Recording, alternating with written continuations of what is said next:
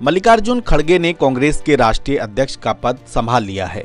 बाबू जगजीवन राम के बाद वे दलित समाज से आने वाले दूसरे कांग्रेस अध्यक्ष हैं। ये बदलाव न सिर्फ राष्ट्रीय राजनीति बल्कि कांग्रेस की आंतरिक राजनीति में भी अहम मोड़ है, क्योंकि जहां एक तरफ दलित वर्ग में संविधान प्रदत्त अधिकारों पर भाजपा सरकारों द्वारा किए जा रहे हमलों से उसमें बेचैनी है, तो वहीं कांग्रेस अस्मितावादी दलित और पिछड़ावादी राजनीति द्वारा बनाई गई अपनी सवर्ण प्रभुत्व वाली पार्टी की छवि से भी मुक्त होती दिख रही है। इसलिए इस बदलाव पर व्यापक प्रतिक्रिया देखने को मिल रही है। जहां भाजपा नेता उनके चुनाव को पहले से तय पटकथा बता रहे हैं, तो वहीं बसपा प्रमुख मायावती की प्रतिक्रिया और ज्यादा झल्लाहट और असुरक्षा बोध वाली थी।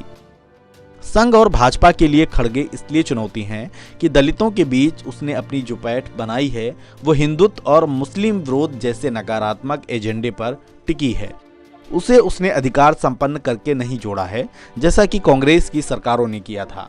मसलन नेहरू सरकार ने जमींदारी उन्मूलन करके दलितों पर सामंती पकड़ को कमजोर किया था, या फिर जैसे इंदिरा गांधी सरकार ने भूमिहीन दलितों को जमीन के पट्टे देकर किया था, या 1979 में दलित और आदिवासी वर्ग के लिए बजट में विशेष प्रावधान देने वाला स्पेशल कंपोनेंट प्लान बनाकर दिया था। इस सिलसिले को आप मनमोहन सिंह की सरकार की योजनाओं में भी देख सकते हैं, जिसका सबसे ज्यादा फायदा दलित वर्ग को मिला था। इन सब योजनाओं ने दलितों को एक ठोस सामाजिक आर्थिक जमीन उपलब्ध कराई, जिस पर वो अपनी स्वतंत्र राजनीतिक हैसियत खड़ी कर सके हैं। जबकि मोदी सरकार ने उनके सशक्तिकरण को और अगले चरण में ले जाने के बजाय इन सभी अधिकारों में कटौती ही की है।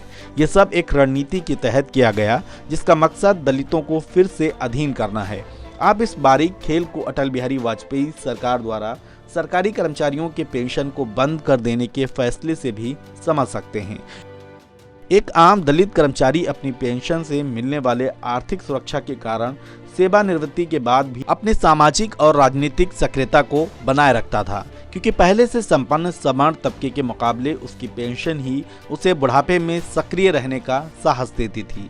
80-90 के दशक में दलितों और अन्य कमजोर तबकों के राजनीतिक सशक्तिकरण की प्रक्रिया में रिटायर्ड कर्मचारियों की बड़ी भूमिका रही है, जबकि उनके मुकाबिल सामाजिक परिवर्तन को रोकने वाली सामाजिक राजनीतिक प्रतिक्रियाओं के हिस्सेदार रिटायर्ड सवर्ण कर्मचारियों की निर्भरता सिर्फ पेंशन पर नहीं रही है। वे बहुत हद तक अन्य कारणों से सक्षम रहे हैं।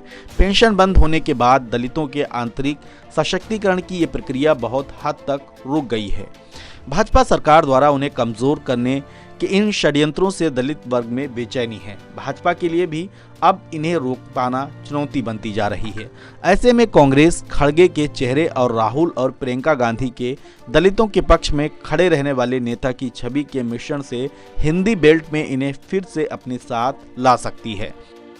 वहीं मायावती को ये चिंता है कि दलितों के बीच एक नया युवा और जागरूक तबका अस्तित्व में आ गया है, जो अपनी खोखली राजनीतिक पहचान से अब और ज्यादा की इच्छा रखता है। उसे दलितों के विरुद्ध हिंसा पर सिर्फ इसलिए चुप रहने वाली पार्टी अब पसंद नहीं है, जिसका इन घटनाओं से वोट और मजबूत होता था। उसे अब रोहित वेमुला, ऊना या हाथरस जैसी दलित उत्पीड़न की घटनाओं पर खुलकर मैदान में खड़े होने वाले नेतृत्व की जरूरत है। 4 बार मुख्यमंत्री रही बसपा नेता को 5वीं बार मुख्यमंत्री बनाने के बजाय उसकी दिलचस्पी अब अपने उस सामाजिक और लोकतांत्रिक स्पेस को बचाने में ज्यादा है, जो कांग्रेस की सरकारों में उसे मिला था। 8 साल के अपने तजुर्बे से उसे ये भी समझ में आने लगा है कि भाजपा के कांग्रेस मुक्त भारत के नारे का वास्तविक अर्थ संविधान मुक्त भारत है, जिससे सबसे ज्यादा नुकसान दलितों को होगा। ऐसे में राहुल गांधी या प्रियंका गांधी उसे वैचारिक और भावनात्मक लिहाज से ज्यादा अपील करते हैं, लेकिन कोई दलित चेहरा नहीं होने के कारण ये अपील चुनावी राजनीति में कोई सार्थक परिणाम नहीं दे पाती थी।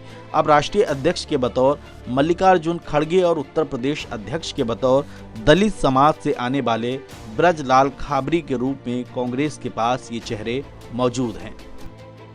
मल्लिकार्जुन खड़गे के कांग्रेस अध्यक्ष बनने के इस ऐतिहासिक अवसर पर राहुल गांधी द्वारा 2013 नई दिल्ली में आयोजित अनुसूचित वर्गों के सशक्तिकरण के कार्यक्रम में दिए गए भाषण को ध्यान में रखना चाहिए। उन्होंने दलित वर्ग के राजनीतिक विकास को 3 चरणों में व्याख्यायित करते हुए कहा था। पहला चरण डॉक्टर अंबेडकर का था, जिन्होंने कांग्रेस सरकार के सहयोग से ऐसा संविधान तैयार किया जिसने आरक्षण की व्यवस्था दी थी। दूसरा चरण कांशीराम का था, जिन्होंने आरक्षण से मजबूत हुए वर्ग में संगठन बनाया। अब तीसरे चरण की जरूरत बड़ी संख्या में दलित नेताओं का निर्माण है, लेकिन मायावती ने अपने अलावा किसी और को विकसित नहीं होने दिया। उस भाषण में राहुल गांधी ने ये भी कहा था कि कांग्रेस के पास ऐसे 40-50 दलित नेता होने चाहिए जिनके बारे में लोग कह सकें कि ये बेहतर प्रधानमंत्री या मुख्यमंत्री साबित होंगे। मल्लिकार्जुन खड़गे के कांग्रेस अध्यक्ष बनने को राहुल गांधी के इस परिकल्पना को जमीन पर उतारने की कोशिश के बतौर देखा जाना चाहिए। इसे दलित वर्ग में नए नेतृत्व के विकास के तीसरे चरण की शुरुआत भी कहा जा सकता है। इस आर्टिकल के लेखक शाहनवाज आलम हैं।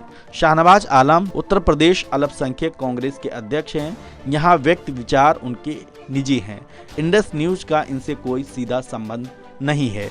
इंडस न्यूज ने उनके रिटिन आर्टिकल को डिजिटल में कन्वर्ट किया है। आप इस पर अपनी प्रतिक्रिया हमें भेज सकते हैं।